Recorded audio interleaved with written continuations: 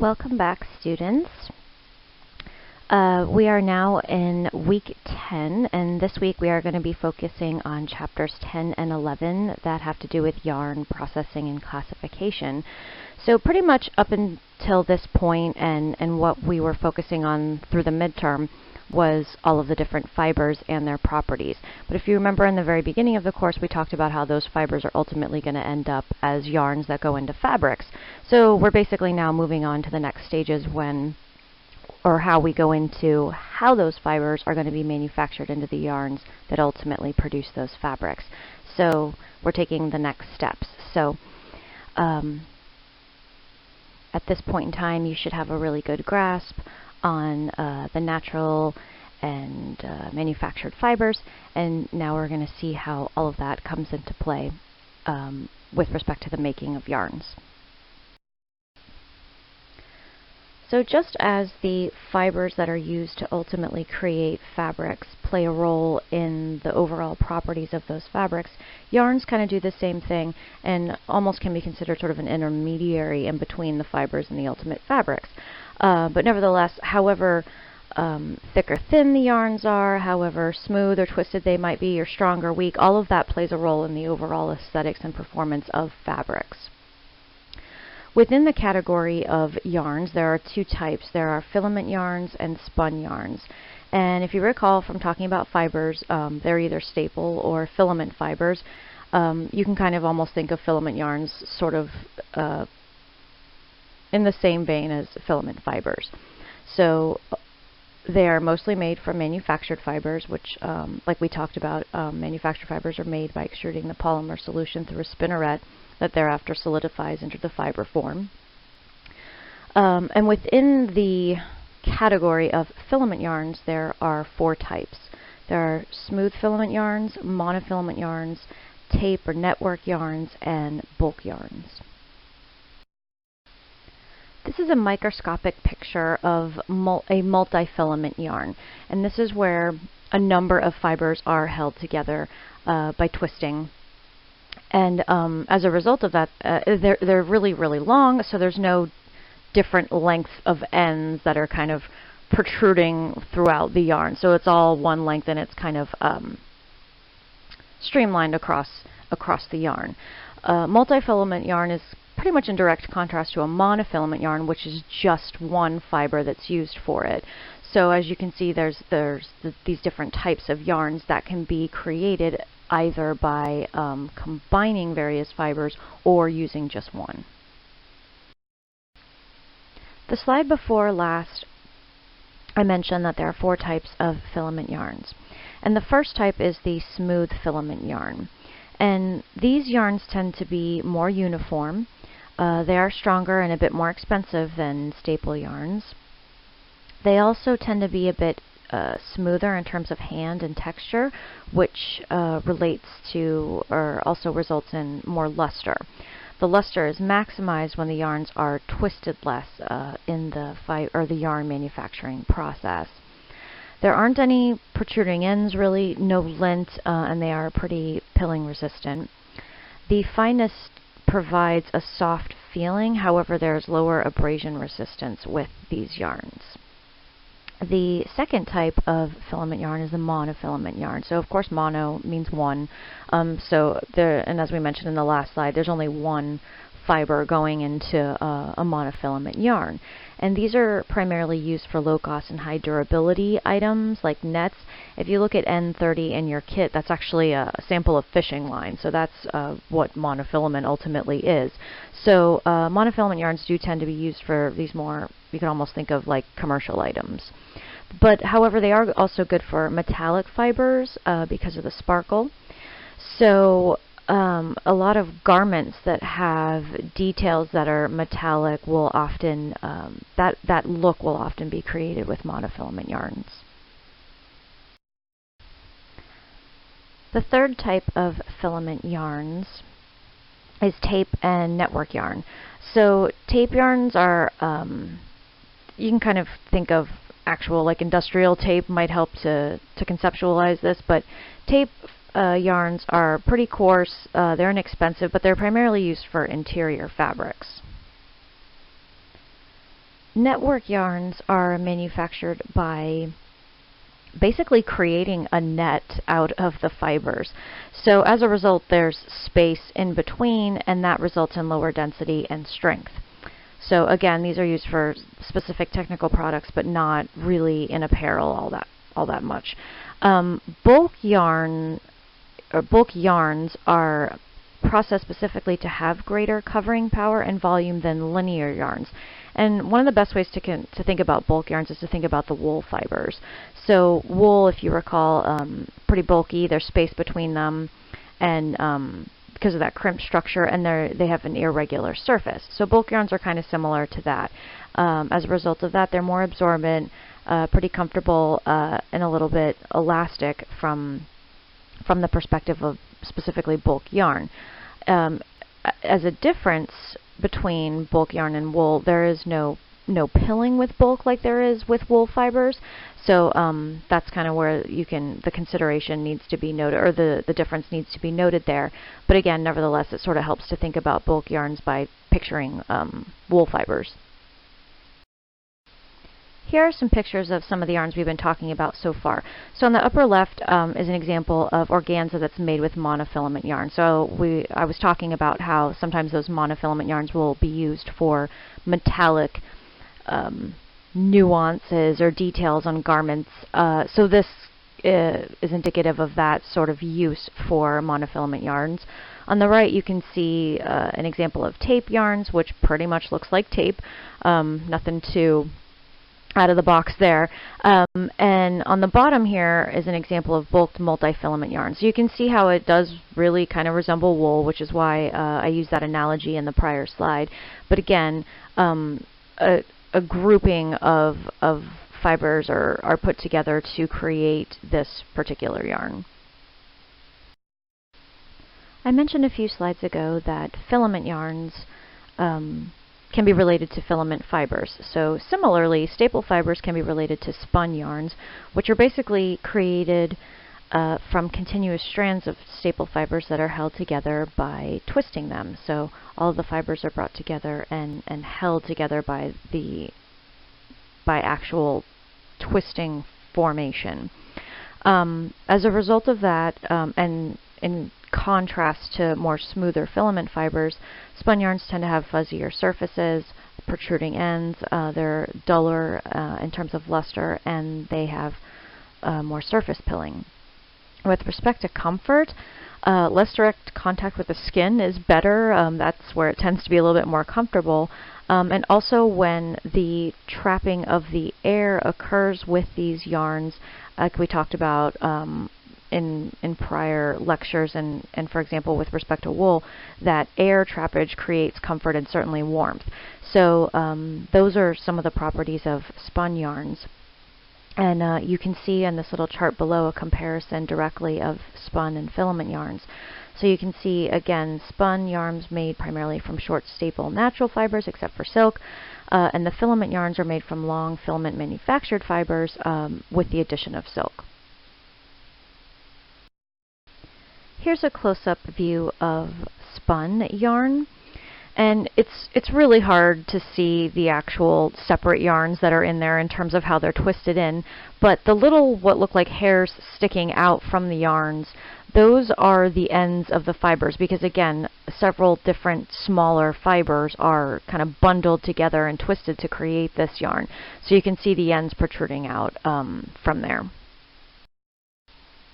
Here's a link to a video that really nicely gives an explanation of how cotton fibers are spun into yarns. And if you remember from the first half of this course, cotton is a natural staple fiber, so for that reason it's made into a spun yarn. So the major steps are listed here, but go ahead and watch the video. You can use this link, or it's the link to it is up on Canvas as well. Most yarns are put together by spinning, and there are several different types of methods that you can use. The first one being ring spun, which is considered conventional spinning. This consists of a series of operations that are designed to create very parallel staple fibers, draw them out into a strand, and twist them to keep them together and give them strength. Ring spinning is the most important spinning method for short, staple fibers, and it is the standard by which all other spun yarns are judged. You can take a look at the ring spinning method on page 238, figure 1016. So you can see that it is created by twisted by a ring, and it makes a very, very smooth, beautiful, uniform yarn. On the other hand, you also have open-end rotor spinning.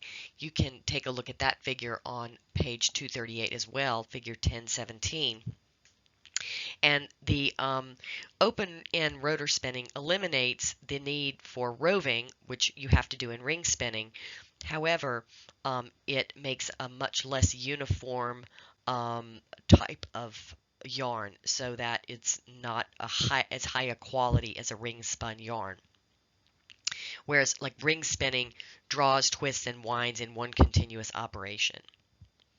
You also have another methodology which is called air jet spinning, and that is where a narrow sliver is fed into a machine with two nozzles that are facing in opposite directions, and each nozzle blows air against the sliver, forcing the outermost fibers to wrap around the sliver, which produces the yarn. However, the air jet yarns are less elastic, they're weaker, and they're rougher than either ring or rotor spun yarns, but they're faster. So you have different things that are good about each one of these three different processes. You can actually compare the different methods on table 1018, which can be found on page 240. You may notice when you check tags on different apparel items or even textiles in the home and things like that, that a lot of times the fiber content of the garments or whatever it is you're looking at are blended, or it says a certain percentage of this type of fiber and a certain percentage of that type of fiber. So another type of yarn that is created is blended fibers, or yarns from blended fibers, I should say. And so what happens in this process is different fibers are spun into one yarn, and then these different yarns can be combined to make one fabric. The earlier the fibers are blended, the better. That way they have time to sit and sort of marinate, for lack of a better term, and just kind of get comfortable in those surroundings, because they're now being juxtaposed with fibers that have different properties. So combining them all together requires a little bit of time to let that mixture sit, just like when you're cooking in a recipe or something like that. And the reason for creating these fiber blends is pretty much directly relates to whatever the use for the different fabrics are going to be. So for example, one of the purposes of making or for blending fibers is to get better performance from combining two. So the example I use here is a cotton polyester blend. Cotton is a bit more comfortable, absorbent, polyester more durable. So you might see a cotton polyester blended fiber, and I believe the number 67 in the kit that I referenced at the very top of the slide here is a cotton polyester blend. But that's to achieve to have a fabric that provides the user with the qualities of both of those fibers. So no, the fabric may not be as comfortable as a 100% cotton t-shirt, for example. However, it may last a little bit longer, so you sacrifice perhaps some of that comfort by blending it with a polyester, but overall you're going to get better performance. So again, it just depends on the use. Another purpose for doing that is to get better aesthetics. In addition, lower cost. So for looking at the cashmere wool blend, wool by itself, not exactly the most aesthetic fiber. We talked about it has that scaly surface. Cashmere is a little bit, has more luster, and I think the feel is quite a bit better with cashmere. So there might be a cashmere wool blended yarn that's used to create a fabric in order to have it look much nicer to the eye. The other side effect of that is to get lower cost, because cashmere tends to be a little bit more expensive than wool. So the same is true for the other purpose here of lowering the cost of certain things. So that example I used is a silk acetate blend. silk is a really expensive fiber, acetate not so much, but you want to kind of get the same look and feel of silk without having to pay quite as much for it. You might see a blended fiber in order to create that overall feel for a particular fabric, depending on the use. Again, another thing that can be done with fiber blends, or another purpose for blending fibers, is to create some unique color effects. So like we've talked about in the past, some fibers are more dyeable, some are less dyeable. So by blending these fibers and then dyeing them, you can create some cool color variations within the fibers, so that are, a little bit more nuancy in a way. Sorry, I sort of made that word up, but yeah. So take, for example, if you were to take a blend like this and dye it red. So the highly dyeable fibers are going to come out bright red, and then the other fibers that don't take on the dye as well are going to maybe be yellowy, maybe a bit more orange, something like that. But the result is kind of a unique color combination. So, so the fiber blends can be strategically used depending on what the end use is for a particular fabric. This is an example of a combination of different types of yarns in order to create a specific fabric. So it's kind of hard to see on the top, but those are almost white filament yarns at the top, and then on the bottom you have spun yarns that are a bit more of like a natural, I don't know, khaki, kind of brownish color, khaki taupe almost. But anyway, so those fibers or the yarns are, the filament and spun yarns are meshed together to create this fabric that contains both of them, and you can see the overlay there kind of creates a very specific look. So again, depending on what you're trying to do with the fabric, you can combine, you can be blending fibers at the yarn level, or at the level of the yarn, that component of it, and as a secondary step, you can combine the different yarns to create a specific fabric. In terms of yarn classification, there are, and now we've actually moved into the next chapter here, chapter 11.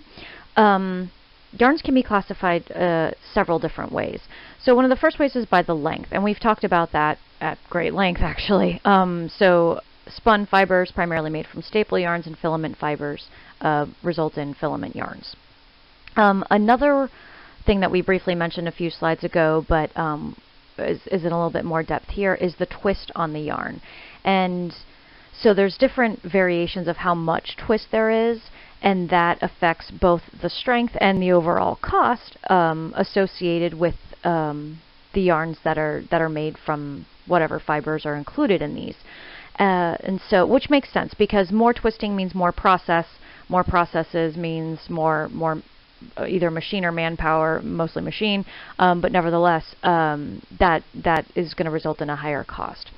So the way that these twists are lifted here is from low to high in terms of how much twist there is.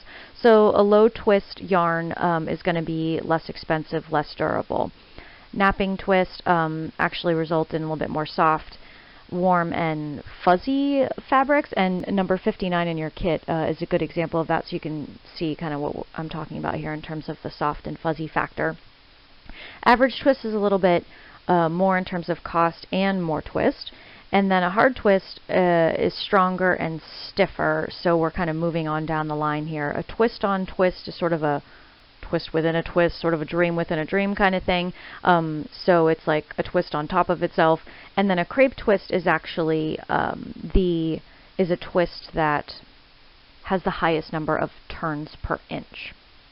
So crepes are pretty strong, or fabrics made from yarns with a crepe twist are a bit stronger and more costly as well. In the picture here, you can see the difference between the S twist and the Z twist, and really it's just about direction there, but that just gives you an idea of what those two look like. Yarns can be classified in terms of their size and regularity. So you have here referred to as a yarn number. For example, filaments are expressed via weight per unit length, and spun are expressed via length per unit weight. And yarns can range from very fine to very coarse. And as we've discussed earlier, there are different systems for describing those, like, for example, denier, which describes the yarns using filament fibers. And you have different numbers for denier, like it's used in hosiery, for example. You might hear 15 denier or 20 denier. Yarn regularity is more about the uniformity throughout the entire length of the yarn, and that can vary. There are different types. As you see here, there are simple yarns, for example, a single yarn, as you see in the photo on the slide. You also have a plied yarn, which is otherwise known as a twisted yarn. You can have the Z twist or the S twist. And then more complicated, you can add more plies and have a cord or a rope. So that also gives it more twist, and that's used for heavier weight fabrics or technical fibers. Another kind of yarn would be sewing or embroidery thread, as well as fancy yarns. You can see some examples of fancier yarns like tweeds and loops and slubs on page 260. And finally, there are composite yarns, which look like regular yarns, but they have both staple and filament fibers.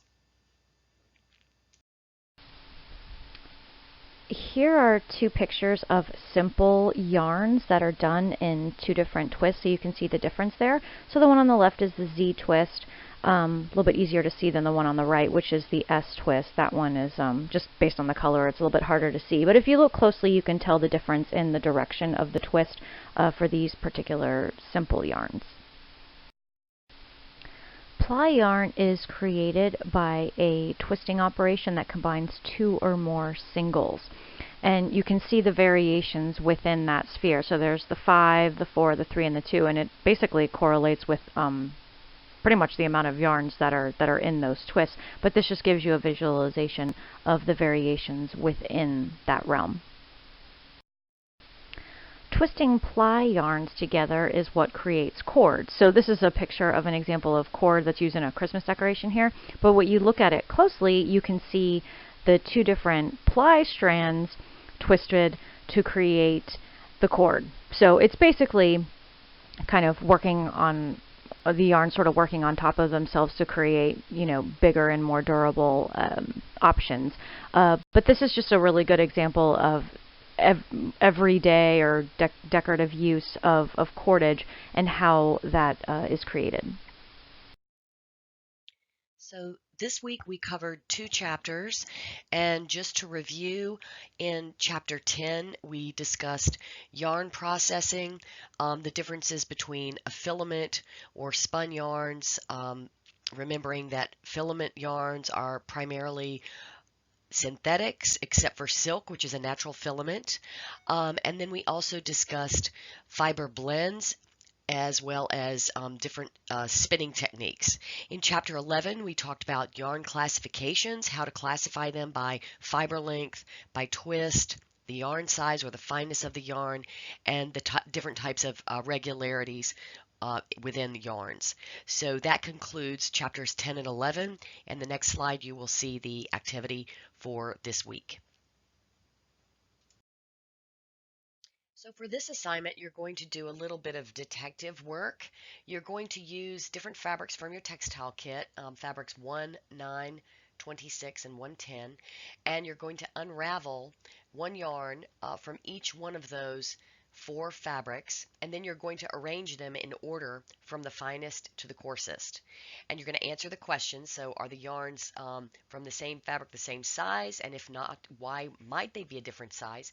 And then you're also going to identify an end use that you think each fabric should be used for, and how the yarn size and the texture might influence the choice as well as the serviceability of each one of those fabrics.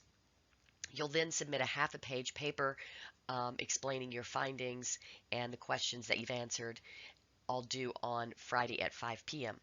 And I hope you enjoy this assignment and learning to examine fabrics more closely.